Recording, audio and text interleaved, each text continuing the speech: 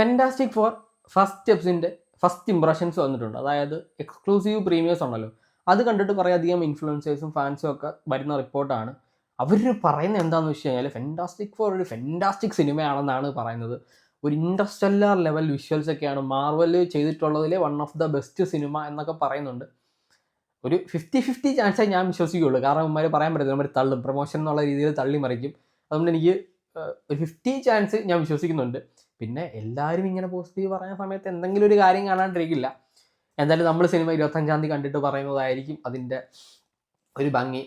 പിന്നെ സിനിമ പറ്റിയിട്ട് വന്നിട്ടുള്ള അപ്ഡേറ്റ്, സിനിമയ്ക്കകത്ത് 2 ക്രെഡിറ്റ് സീനുണ്ട്, ഒരു മിഡ് ക്രെഡിറ്റ് സീനും ഒരു എൻഡ് ക്രെഡിറ്റ് സീനും. മിഡ് ക്രെഡിറ്റ് സീൻ യൂഷ്വലി മാർവലിൽ കാണുന്നുള്ള ഒരു സാധാ സാധനവും, എൻഡ് ക്രെഡിറ്റ് സീൻ ഡൂംസ് ഡേയിലേക്കുള്ള ഡയറക്റ്റ് കണക്ഷൻ. ഡോക്ടർ ഡൂമിനെ കാണിക്കുമായിരിക്കും. എന്താണ് നിങ്ങൾക്ക് തോന്നുന്നത്? ഡോക്ടർ ഡൂമിനെ കാണിക്കുമോ? എനിക്ക് ആദ്യം ഡോക്ടർ ഡൂമായിട്ട് കാണാനായിട്ടുള്ള ഒരു എക്സൈറ്റ്മെൻറ്റ് ഇപ്പോഴേ ഉണ്ട്. കാണിച്ചില്ലെങ്കിൽ തേഞ്ഞെന്ന് വെച്ചാൽ തേഞ്ഞു, അത്രേ പറയാനുള്ളൂ. പക്ഷേ കാണിക്കും എന്നുള്ള പ്രതീക്ഷയിലാണ് ഞാൻ സിനിമ കാണാനായിട്ട് പോകുന്നത്. സാധനം ഒരു ഐമാക്സ് എക്സ്പീരിയൻസ് ആണ്.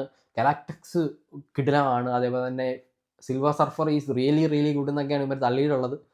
എന്തായാലും ഐമാക്സിൽ കാണാൻ പറ്റിയില്ലെങ്കിലും നമുക്ക് അല്ലാന്നെങ്കിലും കണ്ടി വരും. ഐമാക്സിൽ കാണണം എന്നുണ്ടെങ്കിൽ ഒന്നീ കൊച്ചി സിനിപോൾസിൽ ഐമാക്സിൽ വേണം, അല്ലെങ്കിൽ ഞാൻ ട്രിവാൻഡ്രം ലുലു ഐമാക്സിൽ വേണം. എന്തായാലും നോക്കാം നമുക്ക്. എന്തായാലും നമ്മൾ കാണും സിനിമ, ഫസ്റ്റ് തന്നെ കാണും.